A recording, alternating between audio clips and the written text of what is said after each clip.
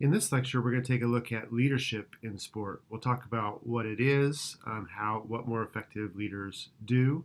One of the things I will point out is that leadership is a huge topic. You can have whole courses on just leadership. We're going to be touching on just the very surface with this brief lecture. First of all, we should start by defining what is leadership. Well, one of the definitions that I really like defines leadership as the process whereby an individual influences a group of individuals to achieve a common goal. I think that captures pretty well what most people think of leadership and what leaders do. I want to take this definition apart a little bit because there's some important parts to it. First, the definition says that leadership is a process. It's not something that happens at one point in time. It's not a characteristic of an individual.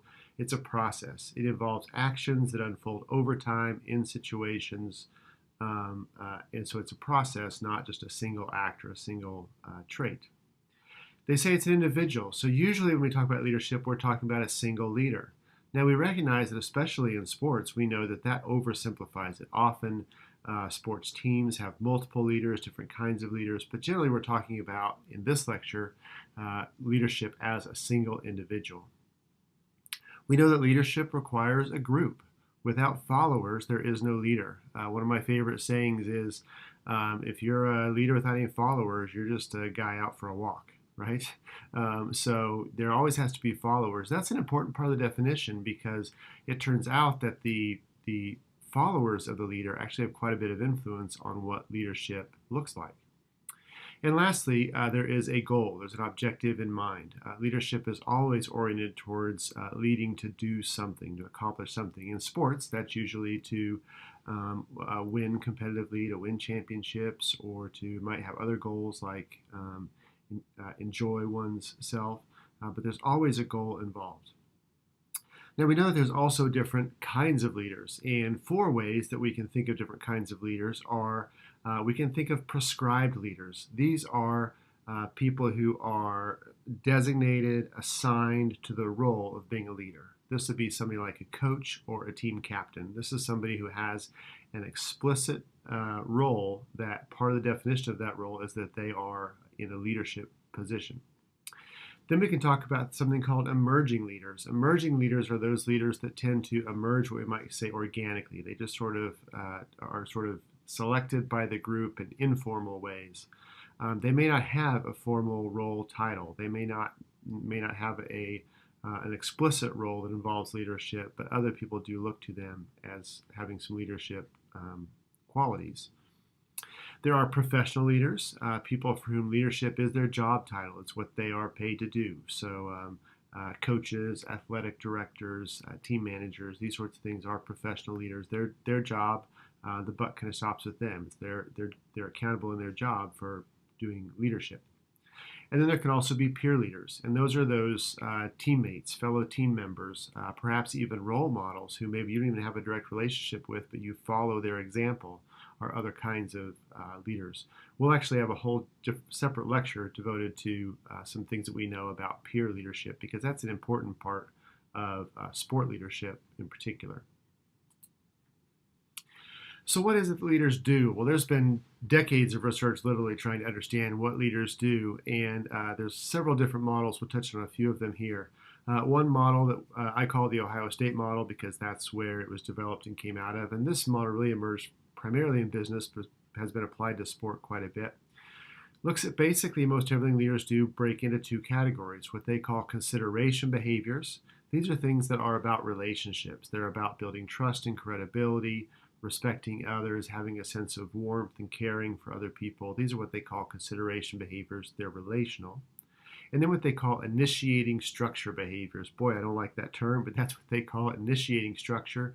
And what they mean by this is that leaders also have a role to play in establishing rules and procedures, setting timelines, schedules, organizing things.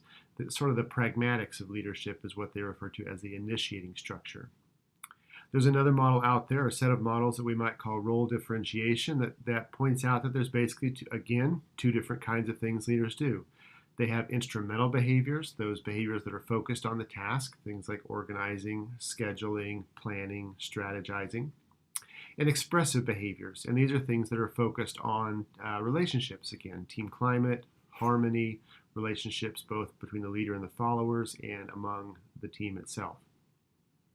And then there's a whole group of research that looks at coaching styles. And the two coaching styles that generally are talked about are democratic, which is more relationship oriented. Decision making is more shared and people are consulted. And autocratic styles, which are more task and outcome oriented. They tend to be more my way or the highway kind of approach in their approach. And so again, we see this sort of relational and task as being the two pieces of it. And so one thing that I see when I look across all of these models is that they emphasize that effective leaders have to do two things, and the most effective leaders tend to do both really well. Both do the pragmatic decision-making, planning, organizing, but they also build relationships, they make connections, and they inspire people. So there's the pragmatic, task-oriented side and the relational side, and the best leaders do both of those really well. When we think about different models of coaching behavior, there are, again, dozens out there in the research literature, and we're going to take the time to go through each of them. There are some in your readings you can learn more about. But really, all of the modern models of coaching behavior are what I would call transactional in nature, meaning they don't just look at, say, the qualities of the coach. We used to look 50 years ago thinking that there were some sort of traits of good leaders, like we could understand a leader's personality, and then we could select better leaders. And we really gave up on that because we realized that leaders come in all shapes and sizes and all kinds of personality types and all kinds of ways of doing it. And what they really realized is that you can't even really define what the best leader is without understanding the situation, the context, and the people that are being led to be able to identify what's the best kind of leader. So there's this interaction between the leader, the followers, and in a context or situation. That's the important part of trying to understand good leadership. All of the modern models, again, recognize that there's no single type of leader that is best. There's no set of qualities or traits that are best for leadership. But the best leaders tend to have a lot of flexibility. Whatever their strengths are, they're also flexible and can do different things at different times depending on the demands of the situation. And we know that we need to really understand something about those who are being led. Some teams, individuals, will respond better to different kinds of leaders and leadership styles. The two pictures I put on the slide are maybe a good contrast between a couple of different kinds of basketball coaches. Bobby Knight, who is known to be kind of loud and demanding, and Brad Stevens, who's a coach today who's known to be sort of more quiet, analytical. You hardly ever see him raising his voice or anything. Well, different kinds of players are going to respond to these different kinds of leadership styles.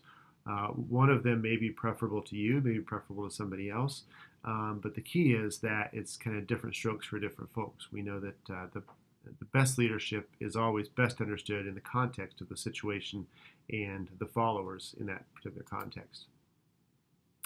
Now, breaking it all down, we can identify there are generally 4 components of effective leadership. Again, this is a very sort of broad brush overview. We could spend weeks and weeks talking about this stuff, but we're just trying to get some sort of highlights. We know that there certainly are some leader qualities that are ideal for leadership across all situations. Things like integrity and flexibility, having confidence in oneself, the ability to say what you mean and mean what you say with candor, and being prepared. Those are things that seem to be broadly applicable across situations. Now, important point I want to make is that many of these are not personality traits, but they are skills, they are behaviors that can be learned and developed. And so we know that we can develop better leadership over time. Leaders aren't necessarily born, they are often made. We know that there are different kinds of leadership styles, and you really need to balance those relationships with those pragmatic needs, as we talked about a few slides ago. The best leaders are able to flexibly adapt their approach to working with the followers or team that they work with based on what the needs are at that particular moment. It's not always best to be demanding or challenging. It's not always best to be just warm and caring. You need to be able to understand what the situation demands and the individual's need at any given point in time.